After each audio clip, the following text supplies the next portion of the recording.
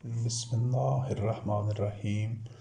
رب اعوذ بک من همزات الشیاطین واعوذ بک رب ان یحضرون رب زدنی علما رب اشرح لی صدری ویسر لی امری واحلل عقدۃ من لسانی یفقهوا قولی والسلام علی من اتبع الہدی۔ اللہ رب العزت کی آخری کتاب ہدایت قرآن مبین میں سے مختلف عنوانات اور موضوعات پر جو اللہ رب کریم کی آیات کا نب نباب اور خلاصہ آپ کے سامنے بیان کیا جا رہا ہے، تو آج کی اس نشست میں جو عنوان ہے، جو موضوع ہے، وہ آخرت سے متعلق ہے، آخرت پر ایمان۔ قرآن مبین میں متعدد مقامات پر آخرت پر ایمان کا تذکرہ ہے، اور جن 5 چیزوں پر ایمان ہے ان میں اللہ رب کریم پر ایمان، ملائکہ پر ایمان، اللہ کی نازل کردہ کتابوں پر ایمان، رسولوں پر ایمان علیہ السلام، اور آخرت پر ایمان، یوم الآخرہ۔ اس کے لیے قرآن کریم میں مختلف اصطلاحات استعمال ہوئی ہیں، اور جس طرح پہلے اس چیز کا تذکرہ ہو چکا ہے کہ اللہ رب العزت کی میزان میں صرف وہ ایمان قابل قبول ہے، وہ عمل قابل قبول ہے جو اللہ رب العزت کی نازل کردہ وحی قرآن کریم کے اندر ہے۔ دیگر قرآن کریم سے باہر جو اعمال ہیں مختلف کتابوں میں، ان کا اللہ رب العزت کی میزان میں کوئی وزن نہیں ہوگا، پہلی چیز۔ اور جب ایمان کسی بھی حقیقت پر اس طرح نہیں لایا جائے گا جس طرح اللہ رب کریم نے خود اپنی کتاب قرآن مبین میں بتایا ہے، تو پھر نہ تو وہ ایمان قابل قبول ہوگا اللہ رب العزت کو، اور نہ اس ایمان کی بنیاد پر جو اعمال کیے جائیں گے وہ قابل قبول ہوں گے۔ تو یہ بنیادی حقیقت ہے کہ چاہے ایمان کا معاملہ ہو چاہے اعمال کا، دونوں کی جو اساس ہونی چاہیے وہ قرآن مبین پر ہونی چاہیے۔ تو الحمدللہ رب العالمین، چونکہ ہم نے قرآن کریم کی طرف ہی رجوع کیا ہے، اور قرآن کریم سے باہر جتنا بھی ملفوظات ہیں، جتنا مواد ہے مذہب کے نام پر، دین کے نام پر، اس تمام سے قطعی طور پر برات اختیار کی ہے، اور ایک لفظ بھی الحمدللہ رب العالمین قرآن کریم سے باہر ہم نے اس کو نہیں لیا ہدایت کے لیے، یا دین کی کوئی بنیاد کے طور پر، یا اساس کے طور پر، یا ماخذ کے طور پر، اور دین قرآن کریم سے باہر ایک لفظ بھی نہیں ہے۔ اور قرآن کریم میں جو لفظ ہے، ہر لفظ اللہ وحدہ لا شریک کی وہی ہے، اور وہی دین کے مختلف گوشے ہیں۔ جو بھی احکام، جو بھی ایمان سے متعلق آیات ہیں، جو بھی جن عبادات کا تذکرہ ہے، جو اوامر ہیں، جو نواہی ہیں، صرف وہی دین ہیں جن کا تذکرہ قرآن کریم کے متن میں ہے۔ یہ مفسرین کی لکھی ہوئی تفسیریں جتنی بھی ہیں، اور یہ مختلف جو شرحیں لکھی گئی ہیں، یا جو احادیث ہیں، روایات ہیں، جس کو سنت کا نام دیا جاتا ہے، یا اس کے بعد کے دیگر جو ان کے خود ساختہ جتنے ائمہ ہیں، یا دیگر ان کو زعماء اور کابرین اور صوفیاء اور اولیاء اور علماء، فقہاء، مفتیان، جو کچھ بھی مختلف عنوانات ہیں، ان میں وہ تمام کے تمام بشر ہیں، اور ان میں سے کسی کے بھی کون و فین کوئی تحریر وہ دین نہیں ہے، اور نہ اس کا دین سے تعلق ہے۔ بقایا تاریخی واقعات ہیں، مختلف شخصیات گزری ہیں، ان کے اعمال، ان کو پیش آنے والے احوال، اس کا بھی دین سے کوئی تعلق نہیں ہے۔ اس 1400 سال میں جب قرآن کریم مکمل ہو چکا تھا محمد رسول اللہ علیہ السلام کی زندگی میں، تو قرآن مبین پر ایمان لانے کا یہ پہلا تقاضا ہے۔ جس طرح محمد رسول اللہ علیہ السلام خاتم النبیین پر ایمان تب ہی درست ایمان ہوتا ہے جب انہیں خاتم النبیین تسلیم کیا جائے کہ ان کے بعد کوئی نبی نہیں ہے، اور وحی کا جو باب ہے وہ بند ہو چکا ہے، نبوت پائے تکمیل تک پہنچ چکی ہے، کوئی ان کے بعد نبی ممکن ہی نہیں۔ اسی طرح قرآن پر ایمان کا یہ اولین تقاضا ہے کہ یہ ہدایت کی آخری کتاب ہے، اس کے بعد اور یہ کافت الناس کے لیے ہے، ساری نو انسانی کے لیے، لل عالمین، تمام اقوام عالم کے لیے ہے۔ اس کے بعد اگر کوئی فرد، کوئی گروہ یا کوئی فرقہ، کوئی جماعت دین کے عنوان سے کسی کتاب کو لکھتی ہے یا اس نے تاریخ میں لکھا ہے یا اس کو اپناتی ہے تو یہ باطل عمل ہے۔ لہٰذا قرآن کریم پر ایمان تب ہی درست ہوتا ہے جب قرآن کریم کی سے بعد لکھی جانے والی تمام مذہبی کتابوں سے قطعی طور پر اور یکسر برات اختیار کی جائے، نقی ظاہر کی جائے۔ اس بنیاد پر یہ جو آخرت پر ایمان کا موضوع ہے تو قرآن مبین میں آخرت، یوم القیامہ، حشر اور مختلف اصطلاحات ہیں آخرت کے لیے۔ یوم العظیم بھی ہے، الساعہ بھی ہے، الغاشیہ بھی ہے، القاریہ بھی ہے، الصاخہ بھی ہے، یوم العاصفہ بھی ہے۔ تو یہ مختلف اصطلاحات ہیں قرآن کریم میں۔ اور قرآن مجید میں لقاء اللہ کا لفظ بھی، یعنی اللہ سے ملاقات کرنے کی گھڑی یا وہ وقت جو مستقبل میں آنے والا ہے۔ اس موضوع میں آگے بڑھنے سے پہلے یہ سمجھنا ضروری ہے کہ اللہ وحدہ لا شریک، وہ کریم رب، اتنا کریم رب ہے نو انسانی کے لیے کہ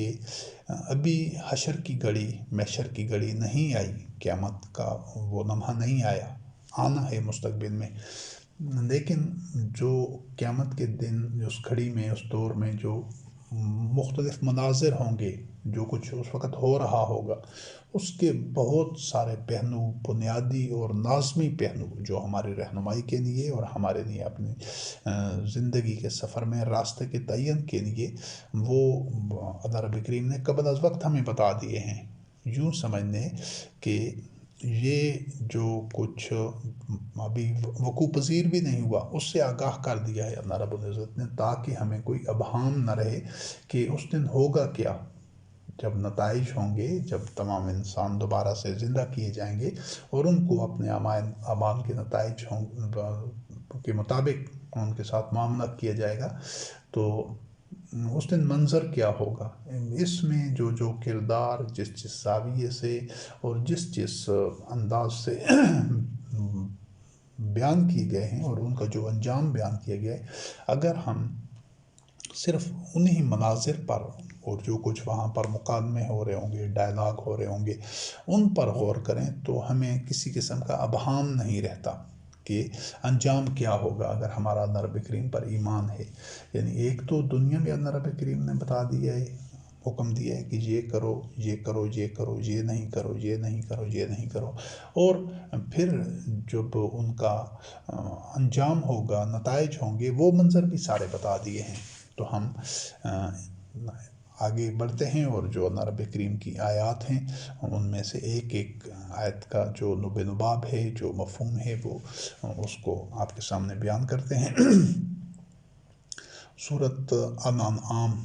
کی آیت نمبر 31 سے اللہ رب العزت نے فرمایا قد خسر الذین کذبوا بلقاء اللہ حتی اذا جاءتهم الساعة بغتة قالوا یا حسرتنا علی ما فرطنا فیہا وہم یحملون اوزارهم علی ظہورہم الا ساء ما یزرون۔ جن لوگوں نے اللہ سے ملاقات کی تکذیب کی، یعنی اس کی تصدیق نہیں کی، ان کو زبان سے بے شک کہتے رہے کہ ہم نے ایک دن اللہ وحدہ لا شریک کے روبرو حاضر ہونا ہے، لیکن عمل سے اس کی تصدیق نہ کریں تو یہی تکذیب ہوتی ہے۔ تو وہ لوگ گھاٹے میں رہیں گے، وہ خسارے میں جائیں گے جو اللہ سے ملاقات کی، اللہ سے ملنے کی، اللہ وحدہ لا شریک کے روبرو حاضر ہونے کی کو جھٹلاتے ہیں، عمل سے اس کو ثابت نہیں کرتے۔ جب ان پر وہ گھڑی آ جائے گی اچانک، تو پھر وہ کہیں گے کہ افسوس کہ جو کچھ ہم نے اس گھڑی یا اس انجام یا اس دن کے مطابق افراط و تفریط سے کام لیا تھا، تو وہ ان کے جو برے اعمال کے بوجھ ہوں گے وہ انہوں نے اپنے پشت پر اٹھائے ہوئے ہوں گے، اور یہ بہت برا ان کا جو وزن ہے جو انہوں نے گناہوں کا، اللہ وحدہ لا شریک کی حدود شکنی کا اور اللہ رب العزت سے ملاقات کی تکذیب کر کے، یعنی اللہ پر ایمان نہ لا کر خود ہوائے نفس میں رہتے ہوئے اور شہوات کا اتباع کرتے ہوئے اور اللہ کے شریک اور انداد اللہ بناتے ہوئے، شیاطین کا اتباع کرتے ہوئے جس نے زندگی گزاری ہوگی، تو وہ پھر اس کے پاس سوائے افسوس کی کچھ نہیں ہوگا۔ وہ کہہ رہے ہوں گے یا حسرتنا علی ما فرطنا، یعنی حسرت و افسوس اور یاس ہی ان کا مقدر ہوگی۔ تو ہم نے اس دنیا میں ہی اللہ سے ملاقات کا یقین پیدا کرنا ہے اور اپنے عمل کے ذریعے اس کی تصدیق کرنی ہے۔ ہاں، واقعہ ہمارے رب سے ہم نے جا کر ملنا ہے اور ہمیں تمام اعمال کا جواب دہ ہونا ہے۔ اس سلسلے میں جو اللہ رب کریم نے ایک پیمانہ وضع کیا ہوا ہے اور وہی پیمانے کے مطابق ہی تمام معاملات ہوں گے، وہ سورۃ بنی اسرائیل آیات 71 اور 72 ہیں۔ یوم ندعو کل اناس بامامہم فمن اوتی کتابہ بیمینہ فاولئک یقرؤون کتابہم ولا یظلمون فتیلا ومن کان فی ہذہ اعمی فہو فی الآخرۃ اعمی واضل سبیلا۔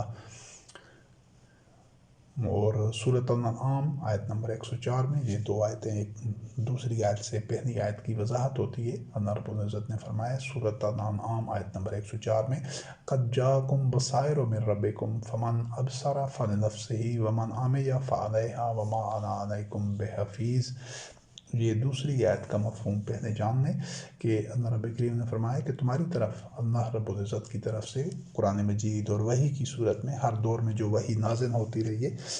اس کی صورت میں بصائر یعنی بصیرت پر مبنی حقائق، جن کو عقل، فکر، شعور، بصیرت اور تدبر فی القرآن کے ذریعے، تصریف آیات کے ذریعے تم جان سکتے ہو، غور و فکر کر سکتے ہو، وہ حقائق تمہاری طرف آ گئے ہیں۔ تو جو اب بصیرت سے کام لے گا، فمن ابصرا، جو بصیرت کی بنیاد کے اوپر ہدایت کو قبول کرے گا، اللہ کی وحی کا اتباع کرے گا، تو وہ اس کا جو ثمرات ہیں اسی کو ملیں گے۔ اور جو اندھا بنا رہے گا، من عمیہ، اندھا، یہ اندھا آنکھوں کا اندھا نہیں ہے، یہ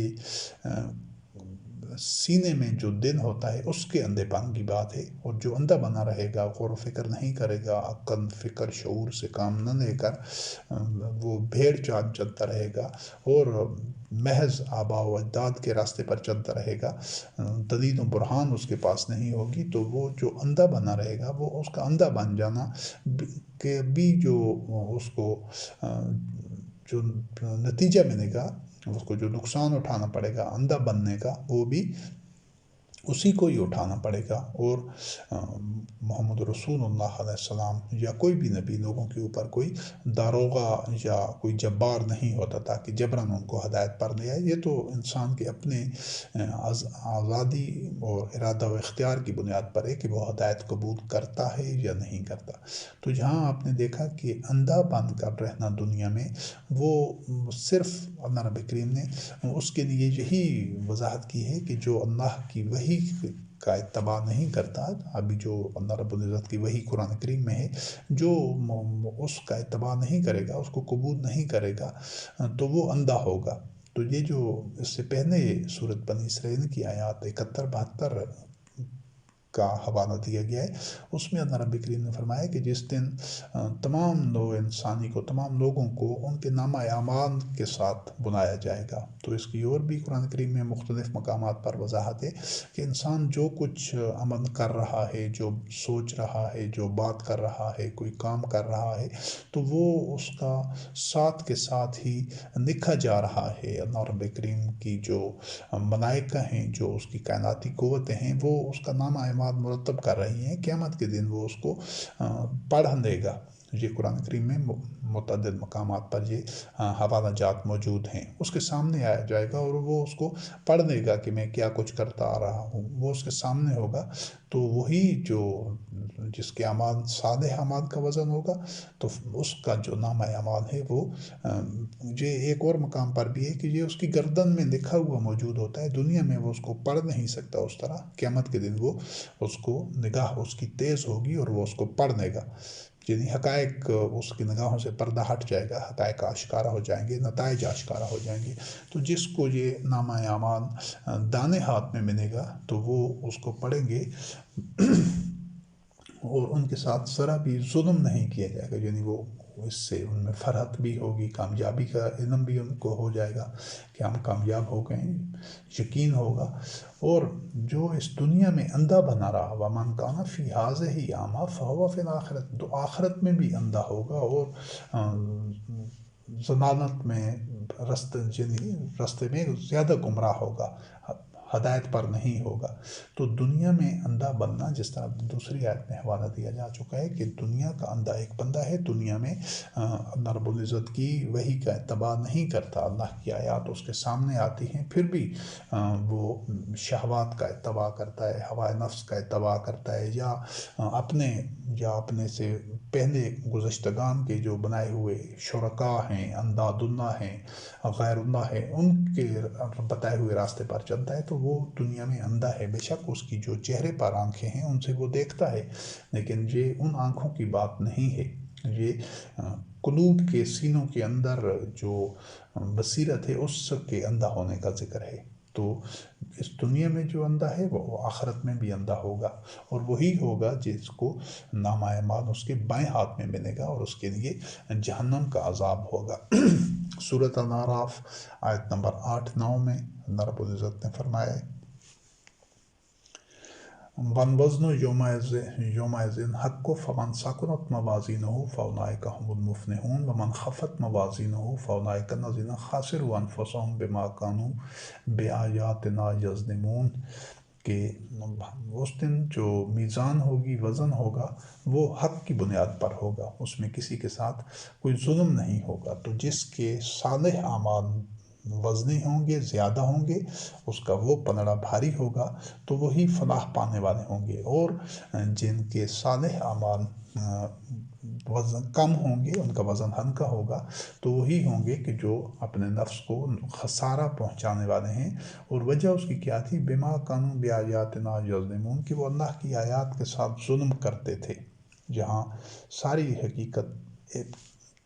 چند الفاظ میں واضح کر دی گئی ہے کہ اللہ کی آیات کے ساتھ جو ظلم کرتا ہے، جو ان کا اتباع نہیں کرتا، جو ان کو نظر انداز کرتا ہے، جو ان سے اعراض برتتا ہے، سن کر جان کر بھی ان کا اتباع نہیں کرتا، بلکہ آیات کے علاوہ دیگر جو ماخذ ہیں، باطن ماخذات ہیں، اور جن کو مذہب قرار دیا گیا ہے، دین قرار دیا گیا ہے، ان کا اتباع کرتا ہے، تو یہی لوگ ہوں گے جو خسارہ اٹھانے والے ہوں گے۔ اور اعمال کا وزنی یا بے وزن راکھ کی طرح ہونے کا یہ جو فیصلہ ہے، یہ کتاب اللہ سے ہوتا ہے۔ جن اعمال کو اللہ رب کریم نے حسنات قرار دیا ہے، اس کا تذکرہ پہلے بھی ہو چکا ہے، اس حوالے سے واضح کیا جا چکا ہے کہ اعمال کا اچھا یا برا ہونا، وزنی یا بے وزن ہونا، یہ آدمی کوئی متعین نہیں کر سکتے، حتیٰ کہ انبیاء اور رسول علیہ السلام بھی اپنے طور پر از خود اس چیز کا تعین نہیں کر سکتے کہ یہ صالح اعمال ہیں یا یہ شر پر مبنی یا فساد پر مبنی اعمال ہیں، اعمال حسنات ہیں یا اعمال سوء ہیں، یہ خیر ہے یا شر ہے۔ ان کو بھی یہ تمام رہنمائی، انبیاء اور رسول علیہ السلام کو بھی اور ساری نوع انسانی کو یہ رہنمائی اللہ کی وحی سے حاصل ہوتی ہے۔ انسان میں از خود یہ صلاحیت نہیں ہے۔ جو لوگ کہتے ہیں کہ ہمارے اپنے اندر یہ صلاحیت ہے کہ ہم اپنے لیے فیصلہ کر سکتے ہیں کہ کون سی چیز ہمارے لیے بہتر ہے اور کون سی چیز ہمارے لیے ضرر رساں ہے، تو وہ اللہ وحدہ لا شریک کی وحی سے انکار کرتے ہیں اور وہ کفر اختیار کرتے ہیں۔ تو جو مومن ہے وہ تو ہر چیز کے لیے، وہ تو خیر اور شر کے تعین کے لیے، وہ تو اصلاح اور فساد کے لیے تعین کے لیے، وہ نور اور ظلمات کے تعین کے لیے، وہ حق اور باطن کے تعین کے لیے اللہ وحدہ لا شریک کی وحی کی طرف رجوع کرتا ہے اور صرف اسی پر انحصار کرتا ہے۔ تو جو اعمال دیگر دسیوں، بیسیوں، سینکڑوں، ہزاروں، لاکھوں کتابوں میں لکھے ہوئے ہیں کہ یہ کر لو تو یہ نیکی ہے، یہ پڑھ لو یہ نیکی ہے، یہ عمل کرو یہ نیکی ہے، جن کو نیکیاں سمجھا جاتا ہے، بہت ساری چیزیں ہیں۔ سینکڑوں ہزاروں کی تعداد میں ایسے اعمال ہیں جن کا قرآن کریم میں ذکر نہیں ہے. اس چیز کو اچھی طرح سمجھنا ضروری ہے. اور ان کو دیگر لوگوں نے نیک قرار دیا ہوا ہے. مختلف بشر ہیں، انہوں نے کتابیں لکھنے کے گھڑ کے اللہ پر جھوٹ کھڑا ہے. محمد رسول اللہ علیہ السلام خاتم النبیین پر جھوٹ کھڑا ہے کہ یہ عمل کرو یہ نیکی ہے، یہ عمل کرو اس کا ثواب ہے، یہ عمل کرو گے تو جنت میں جاؤ گے، یہ نہیں کرو گے تو جہنم میں جاؤ گے. اس طرح کی جو چیزیں جو حسنات اور سیئات کا، جو اعمال صالح کا اور اعمال سوء کا جو تذکرہ جو اپنی طرف سے لوگوں نے مقرر کیے ہیں، وہ بھی ہماری طرح بشر ہیں. بشر کو کوئی اختیار نہیں ہے، وہ اس پوزیشن اور اتھارٹی میں بھی نہیں ہے، اس منصب پر بھی نہیں ہے. جب انبیاء اور رسول علیہ السلام نہیں تھے تو بشر کوئی کس طرح ہو سکتا ہے؟ تو یہ 1400 سال سے جو مسلمان قوم میں اس طرح کی یہ کتابوں پر کتابیں لکھی جا رہی ہیں، اور ان میں اسی طرح کے بیان ہے کہ یہ کام کرنے کا ثواب ہے، یہ کام کرنے نیکی ہے، اس سے جہنم کی آگ سے بچ جاؤ گے. تو یہ ایسے کاموں کا اللہ وحدہ لا شریک نے جن کا اپنی کتاب قرآن مبین میں ذکر نہیں کیا، ان کا وزن قیامت کے دن اللہ رب کریم نے راکھ کے ڈھیر کے اوپر، جس طرح آندھی اور طوفان چلے تو سب راکھ اڑ جاتی ہے، تو اس طرح کے اس کے لیے قرآن کریم میں حوالہ جات موجود ہیں کہ اس طرح ان کے اعمال بے وزن ثابت ہوں گے جب ان کے لیے میزان ہی کھڑی نہیں کی جائے گی. یہ بھی قرآن کریم میں الفاظ ہیں. تو نیکیاں اور وزنی اعمال، حسنات اور صالحات وہی اعمال ہوں گے، انہی کا وزن ہوگا قیامت کے دن اللہ کی میزان میں، جو اللہ رب کریم نے قرآن مجید میں حکم دیے ہیں. تو سب سے پہلے وہ ان اعمال کو جاننا سمجھنا ضروری ہے کہ جن کا وزن ہوگا. تو اور آدمی جو اس زعم باطن میں مبتلا رہے کہ میں تو بڑی نیکیاں کر رہا ہوں، میں تو یہ تسبیح پڑھتا ہوں، یہ نوافل پڑھتا ہوں، یہ ذکر اذکار کرتا ہوں، یہ وظیفے پڑھتا ہوں، اور یہ وضاقتہ میں نے بنا رکھی، یہ تو بڑی نیکیاں ہیں، یہ اس طرح میرے معاملات ہیں، میں تو فلاں دعا پڑھتا تھا. یہ اس طرح کی بہت ساری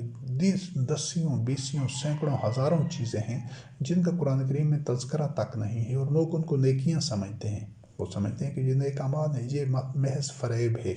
اس فریب کے نتیجے میں قیامت کے دن جب حقائق ان پر آشکارا ہوں گے تو وہ جان لیں گے کہ ان کا تو کوئی وزن نہیں ہے. تو پھر اس وقت وہ جو ان کو افسوس ہوگا یا تاسف اور مایوسی ہوگی. تو اللہ رب کریم نے اسی وجہ سے وہ منظر بتا دیا ہے کہ جن کے اعمال ہلکے ہوں گے تو وہ خسارے میں ہوں گے. اور وہ خسارہ کیا ہوگا؟ بما کانوا بآیاتنا یظلمون.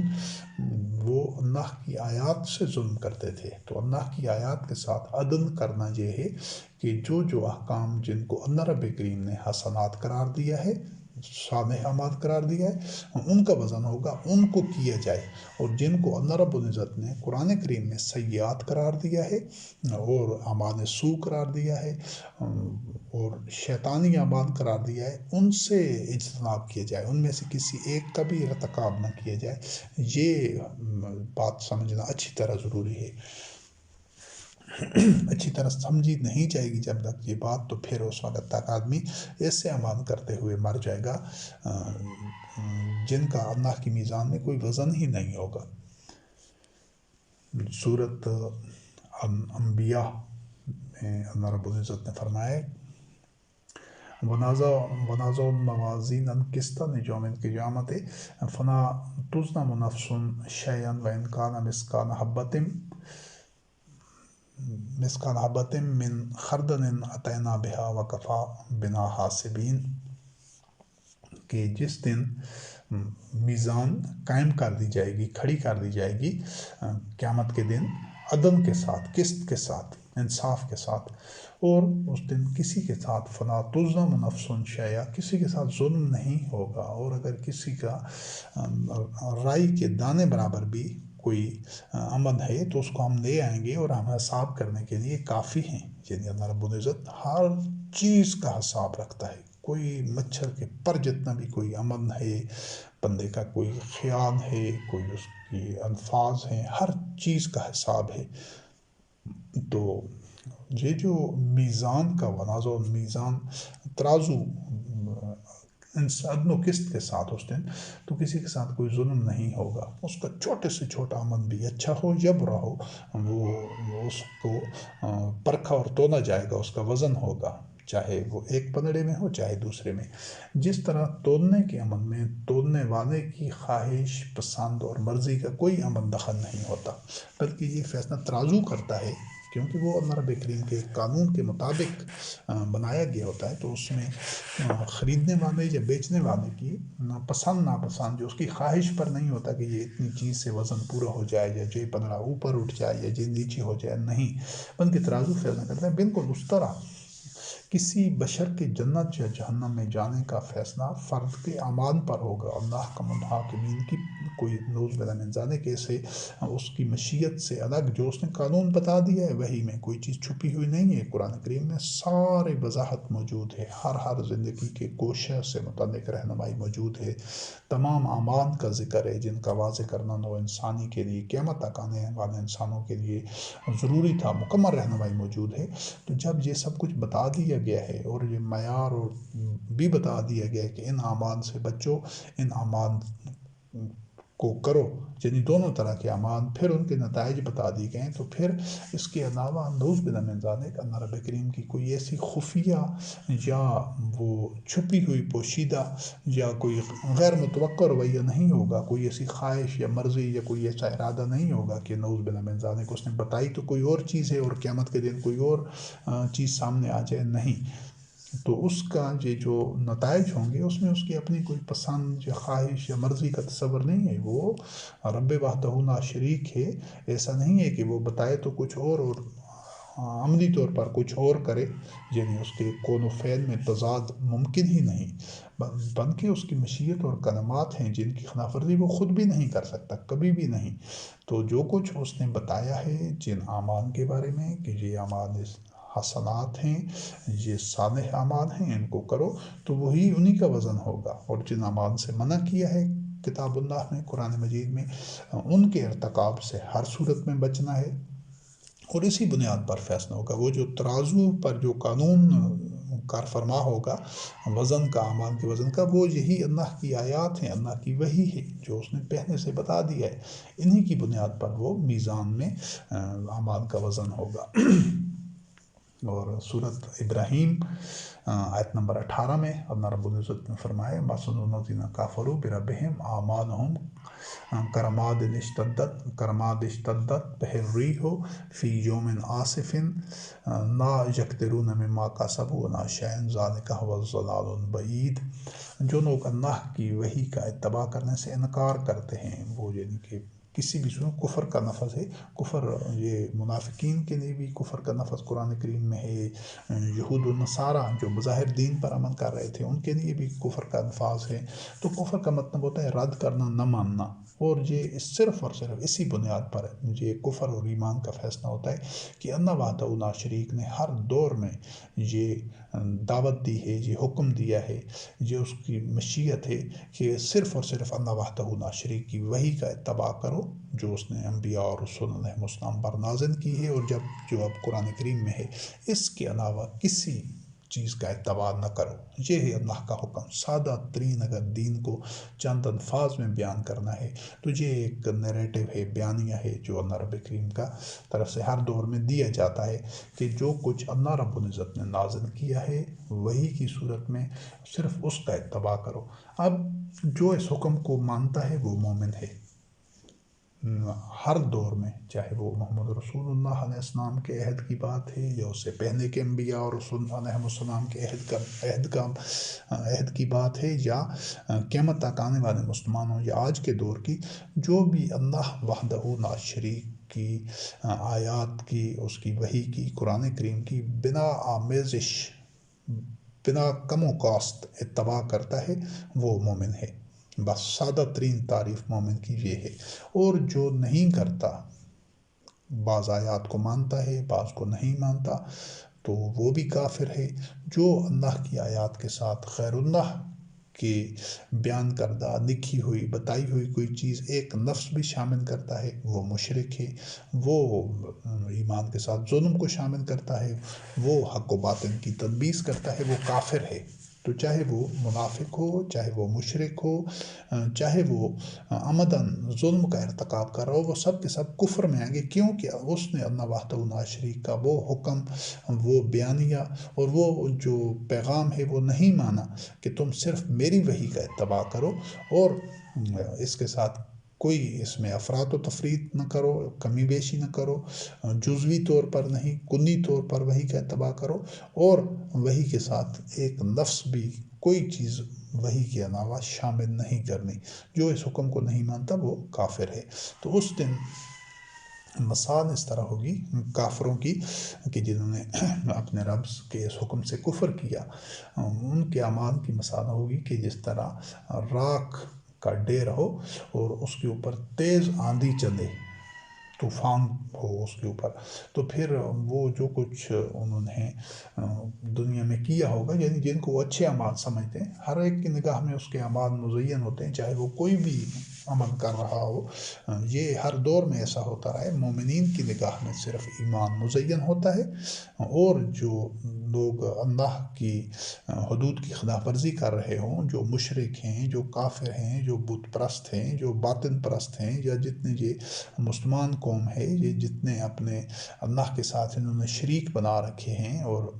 ان کے جو اکابرین کے راستے پر چل رہے ہیں، ان کے خود ساختہ جو اکابرین ہیں، یہ بھی شرک ہے اور ظلم ہے، لیکن ان سب کی نگاہ میں ان کے اعمال مزین ہیں۔ یہ اللہ رب کریم کی مشیت ہے کہ جو آدمی جو چیز کر رہا ہوتا ہے اس کی نگاہ میں وہ مزین ہوتی ہے، اگر وہ عقل، فکر اور شعور کو بروئے کار لائے، اللہ کی وحی پر غور و فکر کرے، اس کی اطاعت کرے، تو پھر وحی کا اتباع کرے، تو پھر اس کی نگاہ میں اس کے اعمال مزین نہیں ہوتے، ایمان مزین ہوتا ہے۔ پورے قرآن کریم میں یہ جو زینت کا اور مزین ہونے کا تذکرہ ہے، تو وہاں پر ایک ہی جگہ پر مومنین سے متعلق فرمایا گیا ہے کہ ان کی نگاہ میں، ان کے قلوب میں ایمان مزین ہوتا ہے، اور بقایا جتنی بھی قومیں گزری ہیں، جتنے بھی لوگ اللہ کی نافرمانی کر رہے ہوتے تھے، چاہے کسی بھی طریقے سے، ان کے اعمال ان کی نگاہ میں مزین ہوتے تھے۔ تو یہ اس بنیاد کے اوپر یہ اس حقیقت کو بالکل فراموش نہیں کرنا کہ یہ جو کچھ آدمی اس دنیا میں کر رہا ہے، وہ اس کی نگاہ میں مزین ہونا کوئی سند اور دلیل نہیں ہے، بلکہ ہر چیز کو، ہر عمل کو اللہ وحدہ لا شریک کی وحی کی بنیاد پر پرکھنا اور اسی سے اخذ کرنا ضروری ہے۔ جو کچھ وحی میں بیان کیا گیا ہے، وہ اس کا حکم دیا گیا ہے تو اس کو کرنا ہے۔ جس چیز سے وحی میں، قرآن کریم میں منع کیا گیا ہے تو اس کو ترک کر دینا ہے، چھوڑ دینا ہے۔ تو اس دن وہ اللہ رب کریم نے فرمایا لا یقدرون مما کسبوا، یعنی وہ کر تو رہے ہیں، ان کو نیکیاں سمجھ کر، اچھا سمجھ کر جو کچھ بھی کر رہے ہوتے ہیں، وہ اس پر کوئی قدرت نہیں رکھیں گے، یعنی وہ ان کو کوئی نتائج نہیں ملیں گے، اور یہ بہت بڑی گمراہی ہے، یہ بہت دور کی گمراہی۔ اور سورۃ البقرہ آیت نمبر 254، اللہ رب العزت نے فرمایا یوم لا بیع فیہ ولا خلۃ ولا شفاع، کہ اس دن نہ تو کوئی خرید و فروخت ہوگی، اور نہ ہی کوئی گہری دوستیاں کسی کے کام آ سکیں گی، اور نہ ہی شفاعت ہوگی۔ یہ شفاعت کے حوالے سے پہلے بھی کچھ مقامات پر وضاحت ہو چکی ہے، آگے بھی اس سے متعلق آ رہی ہیں آیات کہ شفاعت کے متعلق قرآن کریم میں جو مختلف آیات میں اللہ رب العزت نے جو مختلف گوشے واضح کیے ہیں، ان میں سے ایک گوشہ یہ بھی ہے کہ شفاعت ہونے کا بھی ذکر ہے قرآن کریم میں، اس میں کوئی شک نہیں ہے، لیکن ایسا بھی ہے کہ اس دن کوئی شفاعت نہیں ہوگی اور ظالمین کا کوئی شفاعت کرنے والا نہیں ہوگا، یا ایسا بھی تذکرہ ہے کہ کوئی شفاعت کرنے والوں کی شفاعت ظالمین کو نفع نہیں پہنچا سکے گی۔ تو یہاں آگے ہم بڑھتے جائیں گے تو شفاعت کے متعلق مزید بھی آیات آئیں گی، لیکن ایک پہلو یہ بھی شفاعت کا سامنے رکھنا ہے کہ اس دن نہ تو کوئی یعنی خرید و فروخت نہ ہونا، یعنی کوئی چیز وہاں پر کام نہیں دے سکے گی سوائے اعمال کے، اس کے ذاتی اعمال فرد کے، اور وہاں پر کوئی دوستیاں، تعلقات، رشتے ناتے وہ بھی کام نہیں آ سکیں گے، صرف اعمال کی بنیاد پر، اور کسی کی شفاعت بھی کسی کو فائدہ نہیں دے سکے گی، اس مفہوم میں کہ اگر کسی کے لیے اللہ رب کریم نے اس کے اعمال کی بنیاد پر وہ جہنمی ہے تو پھر اس کو شفاعت فائدہ نہیں دے سکے گی، یہ اس مفہوم میں ہے۔ بقائے شفاعت کے ہونے کا قرآن کریم میں بالکل اس کا تذکرہ ہے، اور آگے اس کے متعلق مزید آیات آ بھی رہی ہیں۔ اور سورۃ الانعام آیت نمبر 164 میں اللہ رب کریم نے فرمایا وَلَا تَكْسِبُ كُلُّ نَفْسٍ إِلَّا عَلَيْهَا وَلَا تَزِرُ وَازِرَةٌ وِزْرَ أُخْرَىٰ، یعنی کوئی بھی نفس جو اعمال کرے گا، جو کچھ کمائے گا، تو وہ اس کا جو نتیجہ ہے اسی کو ہی ملے گا، اور کوئی بوجھ اٹھانے والا کسی دوسرے کا بوجھ نہیں اٹھائے گا۔ یعنی وہاں پر چونکہ اعمال کے نتائج ملنے ہیں، تو ایسا نہیں ہے کہ کوئی کسی کے کام آ سکے، یا کوئی کسی کو فائدہ پہنچا سکے، یا کسی کے چاہنے پر کچھ وہاں پر فیصلہ ہوگا، نہیں۔ کسی دوسرے کے چاہنے سے کسی کے اعمال کے نتائج تبدیل نہیں ہو سکتے، کیونکہ وہ اللہ رب کریم کے جو مشیت ہے، اس کے کلمات ہیں، ان کے مطابق معاملات کا فیصلہ ہوگا، اور میزان میں ہوگا، ترازو میں، اس میں کسی کی ذاتی پسند ناپسند یا کسی کی خواہش کا کوئی تعلق نہیں ہے، یا دنیا میں کسی کے ساتھ کیا تعلقات ہیں، یہ چیز کوئی بے معنی ہوگی۔ اور سورۃ البقرہ آیت نمبر 48 میں اللہ رب کریم نے فرمایا وَاتَّقُوا يَوْمًا لَا تَجْزِي نَفْسٌ عَن نَفْسٍ شَيْئًا وَلَا يُقْبَلُ مِنْهَا شَفَاعَةٌ وَلَا يُؤْخَذُ مِنْهَا عَدْلٌ وَلَا هُمْ يُنصَرُونَ، کہ اپنے آپ کو اس دن کی جو انجام ہے، یا جو اس دن کی تباہی ہے، اس دن سے بچاؤ کہ جس دن کوئی نفس کسی کے بدلے میں نہیں آ سکے گا، یعنی کوئی کسی کے کام نہیں آ سکے گا، اور کسی سے کوئی شفاعت قبول نہیں کی جائے گی، ولا یقبل منہا شفاعت ولا یؤخذ منہا عدل، اور کوئی بندہ کوئی اپنے بدلے میں کچھ دے کر نہیں چھوٹ سکے گا۔ اس دنیا میں تو اس طرح ہوتا ہے، کسی چیز کی تلافی کر دی، کوئی تاوان ادا کر دیا، یا کوئی اور صورت نکال دی جاتی ہے کسی چیز سے بچنے کے لیے، لیکن وہاں پر ایسا کچھ بھی نہیں ہوگا، ولا ہم ینصرون، اور ان کا کوئی مددگار بھی نہیں ہوگا۔ یعنی اللہ وحدہ لا شریک کا قانون ہے صرف اور صرف،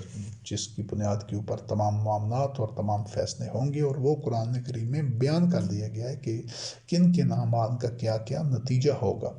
تو ان اعمال کو ہم نے سمجھنا ہے، اور جن کے کرنے کا حکم اللہ رب کریم نے دیا ہے ان کو ہر حال میں اور مستقلاً کرنا ہے، اور جن سے بچنے کا حکم دیا ہے ان کو کبھی بھی ان کا ارتکاب نہیں کرنا۔ یہ حقیقت، اس میں کوئی ابہام نہیں ہونا چاہیے، اور جو آدمی اس کا اہتمام کر لے گا اس کو اس دن نہ کوئی خوف ہوگا، نہ حزن ہوگا، اور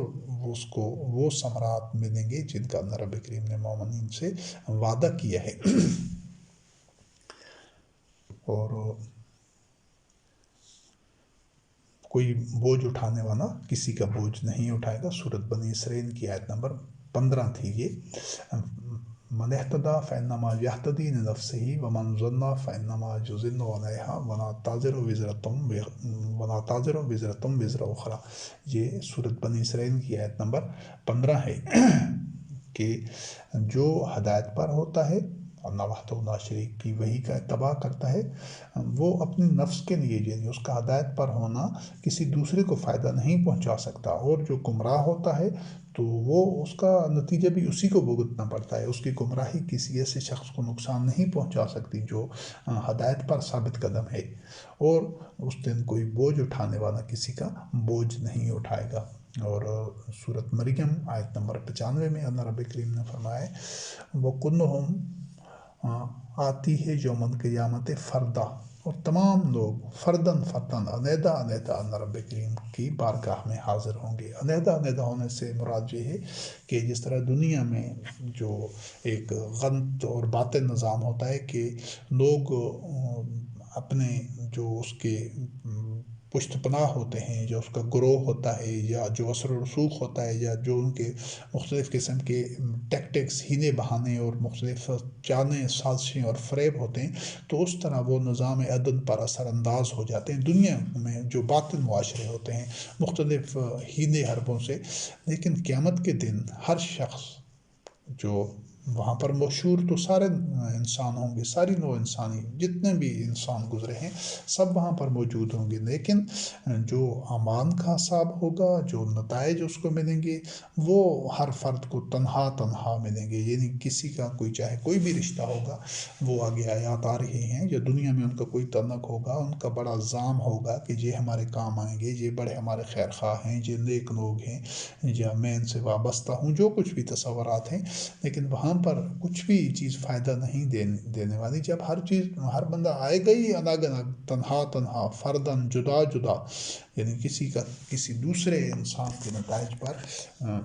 اثر انداز ہونے کا تصور تک نہیں ہے دین میں۔ اور سورۃ الکہف کی آیت نمبر 49 اللہ رب العزت نے فرمایا وَوُضِعَ الْكِتَابُ فَتَرَى الْمُجْرِمِينَ مُشْفِقِينَ مِمَّا فِيهِ وَيَقُولُونَ يَا وَيْلَتَنَا مَا لِهَٰذَا الْكِتَابِ لَا يُغَادِرُ صَغِيرَةً وَلَا كَبِيرَةً إِلَّا أَحْصَاهَا وَوَجَدُوا مَا عَمِلُوا حَاضِرًا وَلَا يَظْلِمُ رَبُّكَ أَحَدًا، کہ جس دن وہ نامہ اعمال، وہ کتاب سامنے آ جائے گی تو جو مجرمین ہوں گے وہ اس کو دیکھ کر وہ ڈر جائیں گے اس سے، فترہ مجرمین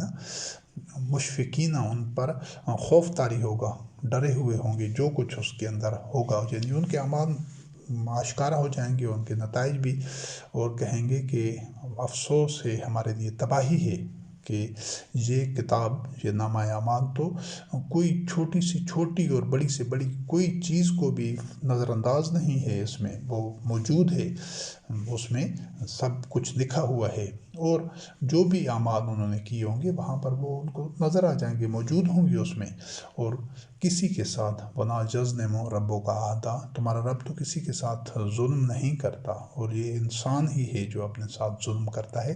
اس کا رب جو رب وحدہ لا شریک، وہ نتائج کے حوالے سے بھی ظلم نہیں کرتا، اور کسی کو حقیقت واضح کر دینے کے معاملے میں بھی وہ کسی کو ابہام میں نہیں رکھتا، کسی کو ادھوری بات نہیں بتاتا، بلکہ جو تمام گوشے ہیں، تمام حقائق ہیں، تمام زندگی کے معاملات ہیں، انفرادی اور اجتماعی تمام گوشوں سے متعلق وہ اس نے اپنی کتاب میں، قرآن کریم میں بتا دیے ہیں۔ اب کرنا یا نہ کرنا، وہ اگلے مراحل میں جو اپنے نفس کا تزکیہ کرنا چاہتا ہے، جو ارتقاء کی منزل طے کرنا چاہتا ہے، اس کے لیے مکمل رہنمائی موجود ہے۔ اگر رہنمائی نہ دی گئی ہوتی اور اس کا کسی انسان کا احتساب اور محاسبہ کیا جاتا تو پھر یہ ظلم ہوتا، لیکن جب مکمل حقائق سامنے بیان کر دی جاتے رہے ہر دور میں نوع انسانی کے سامنے، اور کسی قسم کا ابہام نہیں چھوڑا جاتا، تو یہ عدل ہے، اور یہ رب کریم کی رحمت ہے۔ اور پھر اس سے بڑا اس کا عدل اور رحمت یہ ہے کہ جو کچھ اس نے بتایا ہے وہ اسی کے مطابق فیصلہ کرے گا، ایسا نہیں ہے کہ کوئی چیز انپریڈکٹیبل ہو کہ اس کے بارے میں نہ کہا جا سکے، پتہ نہیں یہ معاملہ کس طرح ہوگا۔ یوں سمجھ لیں کہ اس جو ایک زندگی کی دنیا کو ایک کہانی سے تعبیر کریں تو اس کہانی کا جو انجام ہے وہ رب کریم نے پہلے بتا دیا ہے، ابھی وہ گھڑی وہ وقوع پذیر نہیں ہوئی، اس سے پہلے بتا دیا ہے کہ یہ اس سفر کی یہ منزل ہوگی، اب اس راستے کی یہ منزل ہوگی، اب راستہ اختیار کرنا انسان کی صوابدید پر ہے، اور پھر نتائج آدمی نہیں بدل سکتا، آدمی راستہ تبدیل کر سکتا ہے لیکن اس راستے کی منزل تبدیل نہیں کر سکتا، وہ اللہ رب کریم خود بھی تبدیل نہیں کرے گا۔ یہ ایسا کام ہے کہ جس عمل کا جو نتیجہ اللہ رب العزت نے بتا دیا ہے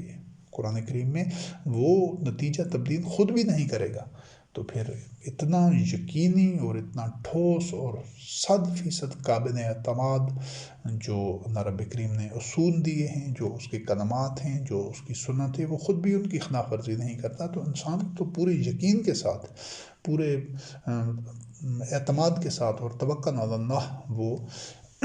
سارے جو اللہ کے احکام ہیں، اوامر ہیں، ان کے پر عمل کر سکتا ہے، کہ اس کو یقین ہونا چاہیے کہ مجھے یہی نتائج ضرور ملیں گے انشاءاللہ۔ جب اللہ رب کریم خود اپنے بیان کردہ جو اس کی آیات ہیں ان کی خلاف ورزی نہیں کرے گا، پھر انجام بھی بتا دیا ہے کہ وہاں منظر کیا ہوگا، یہ کہانی کا جو آخری صفحہ یوں سمجھنے یا آخری ورقہ سمجھنے، وہ بھی آپ کے سامنے رکھ دیا ہے ساری نوع انسانی کے، کہ وہ دیکھیں کہ اس دن کیا نتائج ہوں گے۔ لیکن اس کے باوجود بھی اگر کوئی اندھا بنا رہے، وہ اللہ کی آیات کو نظر انداز کر دے، تو اس کا جو سزا ہوگی وہ بھی اسی کو خود بھگتنی پڑے گی، اس کا نتیجہ بھی اسی کو ہی ملے گا جو اندھا بنا رہے گا، کہ وہ آخرت میں بھی اندھا ہوگا اور محروم ہوگا، جہنم میں ہوگا۔ سورۃ لقمان آیت نمبر 33 میں اللہ رب العزت نے فرمایا، یا ایھا الناس اتقوا ربکم واخشوا یوما لا یجزی والد عن ولدہ ولا مولود ھو جاز عن والدہ شیئا۔ تو اے لوگو، اس دن سے اپنے آپ کو بچاؤ، یعنی تقوی اختیار کرو، نتائج سے اپنے رب کی آیات کا اتباع کر کے، اپنے رب کا حکم مان کر، تو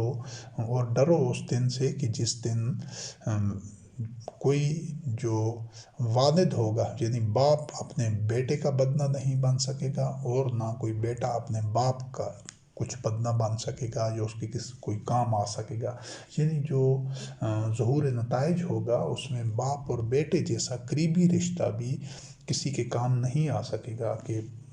جس طرح باپ کے دل میں اپنے بیٹے کے لیے از حد محبت ہوتی ہے یا والدہ کے دل میں ہوتی ہے، تو ایسا نہیں ہوگا کہ کوئی باپ یہ کہے کہ میں جنت میں جا رہا ہوں تو میں اپنے بیٹے کو بچا دوں اور میں جہنم میں چلا جاؤں، اور اس کے بدلے میں اپنے آپ کو پیش کر دوں، میرا بیٹا جنت میں چلا جائے اور میں جہنم میں چلا جاتا ہوں، اس کی جگہ کا حساب، اس کے حصے کا حساب میں برداشت کر لیتا ہوں۔ تو ایسا کوئی تصور نہیں ہے دین میں، کیونکہ وہاں پر ہر شخص کو اس کے اپنے عمل کا نتیجہ ملنا ہے۔ اور سورۃ عبس آیت نمبر 33 سے لے کر 37 تک اللہ رب العزت نے فرمایا، فَإِذَا جَاءَتِ الصَّاخَّةُ يَوْمَ يَفِرُّ الْمَرْءُ مِنْ أَخِيهِ وَأُمِّهِ وَأَبِيهِ وَصَاحِبَتِهِ وَبَنِيهِ لِكُلِّ امْرِئٍ مِّنْهُمْ يَوْمَئِذٍ شَأْنٌ يُغْنِيهِ۔ تو جس وقت وہ بہرا کر دینے والی، وہ بہت تلخ اور سخت گھڑی آئے گی، وہ مرحلہ آئے گا، تو جس دن جو آدمی ہوگا وہ اپنے بھائی سے فرار اختیار کرے گا، یعنی بھائی سے فرار اختیار کرے گا، اور آدمی اپنی ماں اور باپ سے بیزار ہوگا، دوری اختیار کرے گا، اور اپنے ازواج سے اور اپنی اولاد میں سے اس دن ہر شخص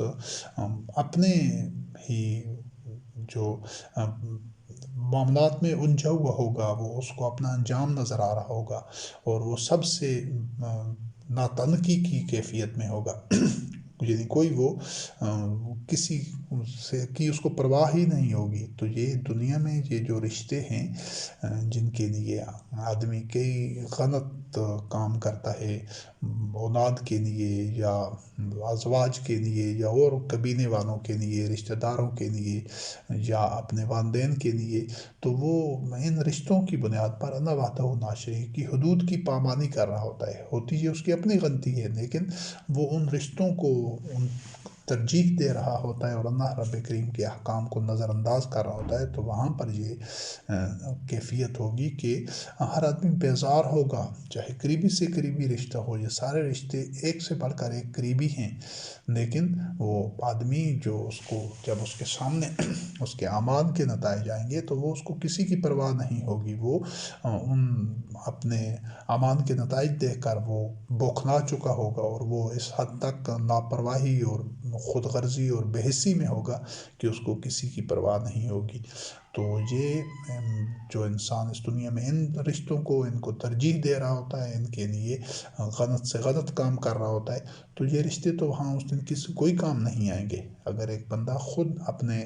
ان رشتوں کی وجہ سے وہ غلط کام کرتا ہے، ان کی محبت میں یا ان کا بھرم رکھنے کے لیے یا ان کی خواہش میں، لیکن قیامت کے دن وہ عمل انسان کو جہنمی بنا دیتا ہے، تو پھر یہ رشتے اس کے کسی کام نہیں آ سکیں گے۔ تو ہم اس دنیا میں ان رشتوں کو اپنے مقام پر رکھیں، ان کو اتنی ہی اہمیت دیں جتنی ان کی اللہ رب کریم نے اہمیت دی ہے، کہ ان کے ساتھ اس حد تک چلیں جو اللہ وحدہ لا شریک کی مقرر کردہ حدود ہیں، یعنی ہم اللہ وحدہ لا شریک کی اطاعت کو अवनीन तरजीह पर रखते हुए, वही के इत्तबा को अवनीन तरजीह पर रखते हुए इन रिश्तों को निभाएं। और जहाँ पर इनमें टाई पड़े, जहाँ पर ये तज़ाद हो कि या तो रिश्ता निभाया जा सकता है या अल्लाह की वही का इत्तबा किया जा सकता है, तो वहाँ पर हम रिश्ते को नज़रअंदाज कर दें, लेकिन अल्लाह वहदहू ला शरीक के अहकाम की और उसकी वही का इत्तबा करें। ये उसूल ज़िंदगी के हर मामले में होना चाहिए, चाहे कोई भी रिश्ता हो, कोई भी ज़िंदगी का मामला हो, मुईशत का हो, मुआशरत का हो, अखलाकियात का, नफ्सियात का, वो चाहे अपनी ख्वाहिश हो, चाहे दूसरे माशरे के लोगों की ख्वाहिशात हों, जो भी हो, तो अवनीन तरजीह के ऊपर अल्लाह वहदहू ला शरीक के दीन को, अल्लाह की वही को, अल्लाह की आयात को इत्तबा करना जब होगा तभी हम मोमिन होंगे। और उस दिन का जो मंज़र होगा वो अल्लाह रब्बुल करीम ने कुरान मजीद में बता दिया है। सूरत अल-मारिज आयत नंबर 10 से लेकर 15 तक, वला यसअलु हमीमुन हमीमा युबस्सरूनहुम युवद्दुल मुजरिमु यफ्तदी मिन अज़ाबिन यौमइज़िन बिबनीहि व साहिबतिही व अख़ीहि व फसीलतिही अल्लती तुवीहि व मन फ़िल अर्ज़ि जमीअन सुम्मा युंजीहि कल्लाह। यहाँ उस दिन कोई गहरा दोस्त, कोई जिगरी यार, कोई बड़ा ताल्लुक वाला, यहाँ जो दुनिया में रिश्ते बनाए जाते हैं, नाते बनाए जाते हैं एक दूसरे के दोस्तियों के लिए, बड़े से बड़े जो अखलाकी हदूद पामाल कर दी जाती हैं, अल्लाह के अहकाम को नज़रअंदाज कर दिया जाता है दोस्तियों के लिए, बड़े तल्लुकात और अपनी अनाक की और अपनी ख्वाहिश की बुनियाद पर, तो वहाँ कोई गहरे से गहरा दोस्त, कोई यार, कोई किसी से उसके बारे में काम नहीं आएगा, वो नहीं पूछा जाएगा उससे, वो नहीं पूछेंगे, एक दूसरे को भी नहीं पूछेंगे, और एक दूसरे को सब सामने आ जाएगा, सब एक दूसरे को देख रहे होंगे कि उनके साथ कितना ताल्लुक था और कितनी दोस्तियां थीं और एक दूसरे के लिए क्या कुछ नहीं करते थे। लेकिन वहाँ पर चूँकि सब रिश्ते नाते बिल्कुल बेअसर और बेकार साबित होंगे, वो सब टूट जाएंगे, तो उस दिन जो मुजरिम हैं वो मुझे ख्वाहिश करेंगे, वो ये चाह रहे होंगे, यानी एक बंदा दुनिया में ये दोस्तियां निभाता रहा, रिश्ते निभाता रहा, इनके लिए स्याह सफ़ेद करता रहा, अल्लाह रब्बुल करीम के अहकामात को, अल्लाह की आयात को, अल्लाह की वही को उसने नज़रअंदाज किए रखा, अपनी हवा नफ्स के पीछे भागता रहा, तो उस दिन जब वो साबित हो जाएगा कि इसके साने अमाल कम हैं और इसके अमाल सू ज़्यादा हैं यानी मीज़ान में, तो फिर वो जब मुजरिम साबित हो जाएगा, जहन्नमी साबित हो जाएगा, तो फिर वो चाहेगा कि मैं जान छुड़ा दूँ अपनी फ़िदिया के तौर पर, उस अज़ाब से बच जाऊँ फ़िदिया देकर। क्या, किस चीज़ को? जो मैं जिन बेबनी है, अपनी औलाद को, यानी कि मैं बच सकता हूँ और मेरी औलाद अगर जहन्नम में जाती है तो वो चली जाए, लेकिन मैं बच जाऊँ, और अपने अज़वाज को कि मेरी बीवियाँ हैं या मेरे ख़ावंद हैं, शौहर हैं, जो भी, तो ये बेशक जहन्नम में चले जाएं लेकिन मैं बच जाऊं, या मेरे भाई या मेरे कबीले वाले कि जो कि उसकी पुष्ट पर होते थे, वमन फिल अर्ज़ि जमीअन, सारी दुनिया के लोग जो कुछ दुनिया में है सब देकर अगर मैं बच सकता हूँ तो मैं निजात पा जाऊँ। लेकिन अल्लाह रब्बुल करीम ने फरमाया कल्ला, ऐसा नहीं होगा। तो जहाँ जिन चीज़ों की आदमी के नज़दीक बड़ी कदर व कीमत है, वो उसको फ़रेब में रखती हैं वो चीज़ें, आदमी सारी ज़िंदगी उनकी तरफ उनके पीछे भागता रहता है, वहाँ उनकी हकीकत आश्कारा हो जाएगी और सब कुछ आदमी कुर्बान कर देना चाहेगा। क्यों? कि वहाँ उसको एहसास हो जाएगा, ये हकीकत उसके सामने आ जाएगी कि ये तबाही कितनी होलनाक है और कितनी ये दर्दनाक है जिसका उसको सामना करना पड़ेगा। तो आदमी इतना खुद गर्ज वहाँ पर उसका हकीकत होगी, हकीकत आश्कारा हो जाएगी, इतना खुद गर्ज होगा कि वो किसी की भी परवाह नहीं करेगा कि ये रिश्ते जो भी हैं अगर इनको कुर्बान करके, यानी वो जहन्नम में जाते हैं चले जाएं, अगर कोई ऐसा तरीका हो सके कि मैं उनकी जगह बच सकता हूँ तो मैं बच जाऊँ। वो वजह क्या होगा? जहाँ पर तो ये चूँकि वो अभी क़यामत का मंज़र आया नहीं है, तो जहाँ पर ये आदमी उस फ़रेब में होता है और बड़ी अहमियत اہمیت دیتا ہے ان رشتوں کو اور بڑا جتناتا ہے اور اپنے آپ کو ان سے ایک دوسرے سے وفادار ظاہر کرتے ہیں کہ ان کے بڑی محبت ہے، بڑے رشتے ہیں، لیکن حقیقت یہ ہوگی کہ جب ایک بندہ دیکھ لے گا کہ میں مجرم ثابت ہو چکا ہوں، مجھے جہنم میں جانا ہے، تو پھر وہ اس وقت اس کو اتنا اپنے آپ کو بچانے کا احساس ہوگا کہ اگر کسی طرح ان سب کو بھی دے کر، جو کچھ دنیا میں ہے سب کچھ دے کر میں بچ سکتا ہوں، نجات پا سکتا ہوں، تو میں نجات حاصل کر لوں، لیکن ایسا نہیں ہو سکے گا، کوئی کسی کے کام نہیں آ سکے گا۔ سورت الرعد آیت نمبر 18 میں اللہ رب العزت نے فرمایا لِلَّذِينَ اسْتَجَابُوا لِرَبِّهِمُ الْحُسْنَىٰ وَالَّذِينَ لَمْ يَسْتَجِيبُوا لَهُ لَوْ أَنَّ لَهُم مَّا فِي الْأَرْضِ جَمِيعًا وَمِثْلَهُ مَعَهُ لَافْتَدَوْا بِهِ أُولَٰئِكَ لَهُمْ سُوءُ الْحِسَابِ وَمَأْوَاهُمْ جَهَنَّمُ۔ یعنی جن لوگوں نے اللہ رب کریم کی دعوت کو قبول کیا ہوتا ہے، اس کی وضاحت مزید آگے بھی آ رہی ہے کہ اللہ رب کریم کی دعوت سے یعنی اللہ کی پکار، اللہ جو دعوت دیتا ہے، پکارتا ہے، وہ کیا ہے، اس کی وضاحت اگلی آیات میں آ رہی ہے۔ لیکن یہ کہ جو لوگ اللہ کی دعوت کو استجابت قبول کرتے ہیں، وہ یعنی اللہ رب العزت نے دعوت یہ دی ہے نو انسانی کو ہر دور میں، جس طرح پہلے وضاحت ہو چکی ہے کہ صرف اللہ کی وحی کا اتباع کرو، یہ اللہ رب کریم کی دعوت ہے۔ جس طرح انبیاء اور رسول علیہ السلام آسان انداز سے اتباع کر رہے ہوتے تھے، اس طرح اتباع کرو، ان کے ساتھ میں چلتے ہوئے، ان کے پیچھے پیچھے چلتے ہوئے، کیونکہ وہ آسان انداز سے اجتماعی نظام کے تحت، سٹرکچر اور میکنزم کے تحت وحی کا اتباع کر رہے ہیں، تم بھی اس طرح کرو۔ یہ محمد رسول اللہ علیہ السلام جیسے پہلے کے انبیاء علیہ السلام کی جو اطاعت ہے، جو اتباع ہے، وہ ان کی ذات کا نہیں ہے۔ اس چیز کی وضاحت متعدد دفعہ ہو چکی ہے۔ تو وہ سب مل کر اللہ وحدہ لا شریک کی وحی کا اتباع کر رہے ہوتے تھے باہمی مشاورت کے بعد۔ تو اللہ رب کریم کی دعوت کو قبول کرنا یہی ہے کہ اللہ کی وحی کا اتباع کیا جائے۔ تو جو لوگ اللہ کی دعوت کو قبول کرتے ہیں، ان کے لیے تو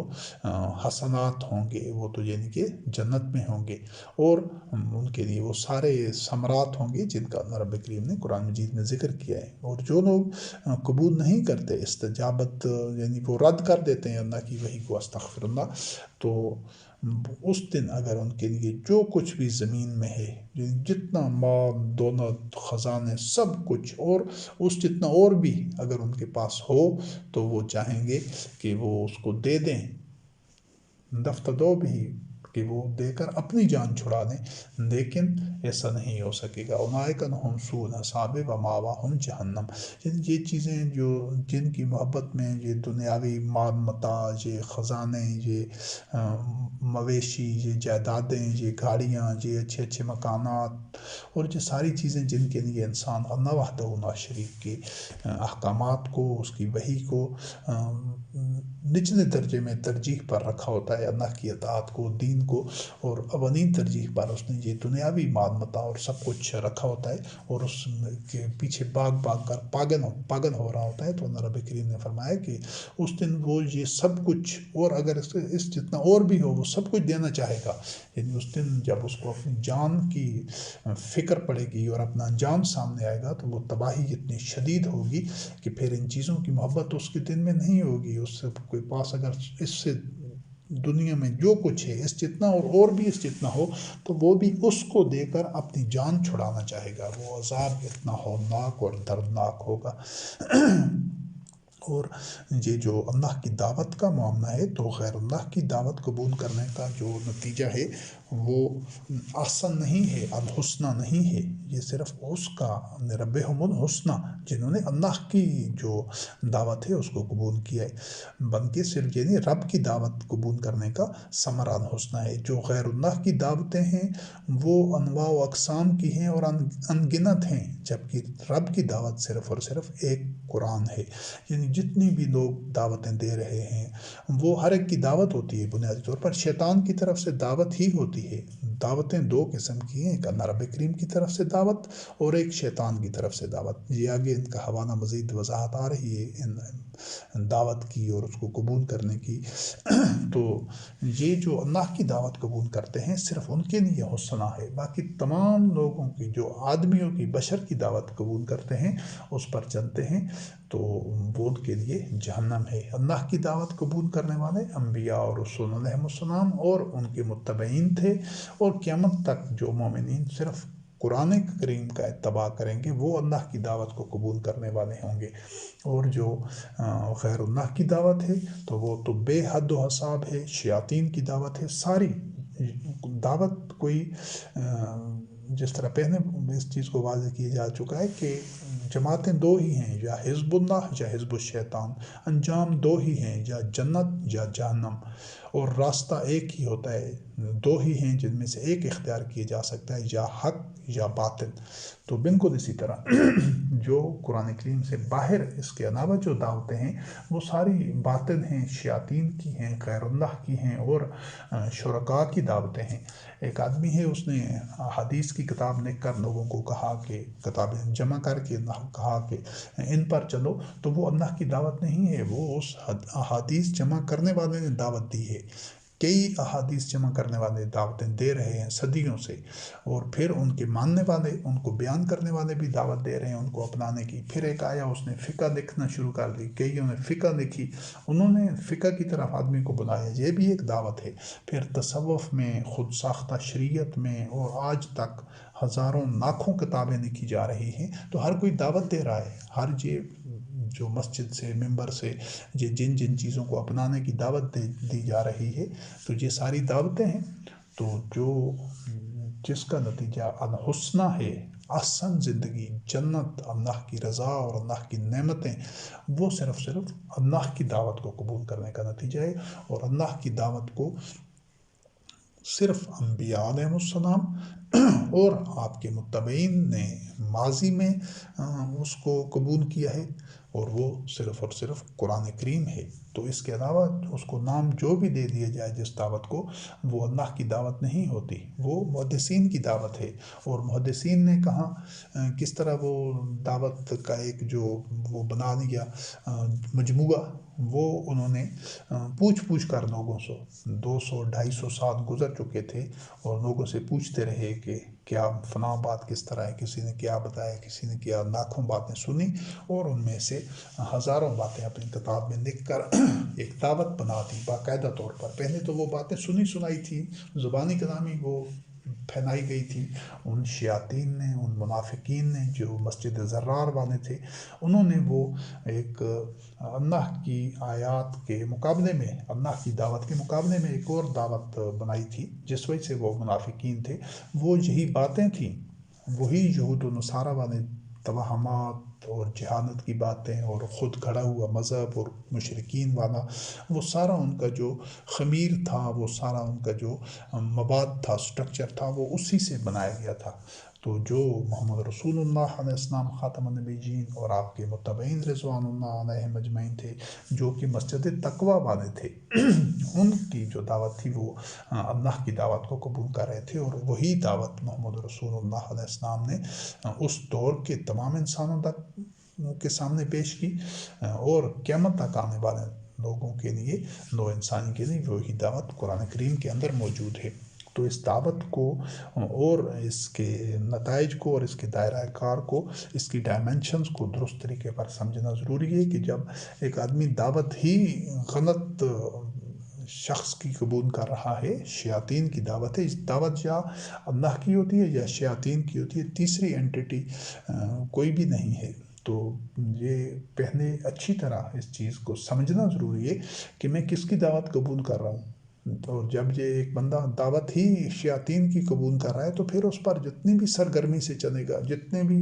اپنی طرف سے کاوش کرے گا، وہ اس کے نتائج اس کے وہی مرتب ہوں گے، بلکہ جتنا وہ آگے بڑھتا جائے گا وہ اور زیادہ حق سے دور ہوتا جائے گا، جتنی سرگرمی سے، جتنی شدت سے اور جتنی تگ و دو کرے گا، کیونکہ دعوت جو شیطان کی ہے، وہ اس میں جتنا پختہ ہوتا جائے گا، وہ اللہ کی دعوت سے اتنا زیادہ انکاری ہوتا جائے گا، اور اتنا دور ہوتا جائے گا، اور اس کے لیے جہنم یقینی ہوتا جائے گا۔ تو لہٰذا کسی بھی دعوت کو سننے سے اس پر عمل کرنے سے پہلے یہ تسلی کر لیجیے ہر حوالے سے کہ یہ دعوت اللہ کی ہے یا شیطان کی ہے، کیونکہ شیطان کی دعوت کا بھی آگے حوالہ آ رہا ہے اگلی آیات میں۔ تو اس کے بعد پھر اگر یہ یقین ہوتا ہے کہ یہ اللہ کی دعوت ہے، یہ اللہ کی آیات ہیں، ایک لفظ بھی اللہ وحدہ لا شریک کی آیات سے باہر نہیں ہے، تو پھر پورے اعتماد کے ساتھ، دل جمعی کے ساتھ اور اطمینان قلب کے ساتھ، پوری قوت کے ساتھ اس دعوت کو قبول کیجیے اور اس کو عملی پیکر میں ڈالیے، اس پر عمل کریں، چاہے اس کے پھر کسی طرح کی بھی کانسیکوینسز ہوں، کوئی بھی نتائج اس کے برآمد ہو، تو پھر بھی صبر و استقامت کے ساتھ اس دعوت کے اوپر جمے رہیں۔ سورۃ الزخرف میں آیت نمبر 67 میں اللہ رب العزت نے فرمایا انا خناء یومئذ بعضهم لبعض عدو الا المتقین، کہ یہ جو دنیا میں بڑے ان کے تعلقات ہوتے ہیں، یارانے ہوتے ہیں، گہری دوستیاں ہوتی ہیں، بڑے ایک یکجان دو کانب بنے ہوتے ہیں، قیامت کے دن وہ ایک دوسرے کے دشمن ہوں گے اس جب ظہور نتائج کا وقت ہوگا۔ ہاں، یہ جو متقین ہوتے ہیں اس دنیا میں، جو متقین چونکہ ان میں ایک الفت ہوتی ہے، اخوت ہوتی ہے، وحدت ہوتی ہے، ان کا راستہ ایک ہوتا ہے، نظریہ حیات ایک ہوتا ہے، وہ جو نو انسانی کو جوڑنے والے نظریے پر ہوتے ہیں، جو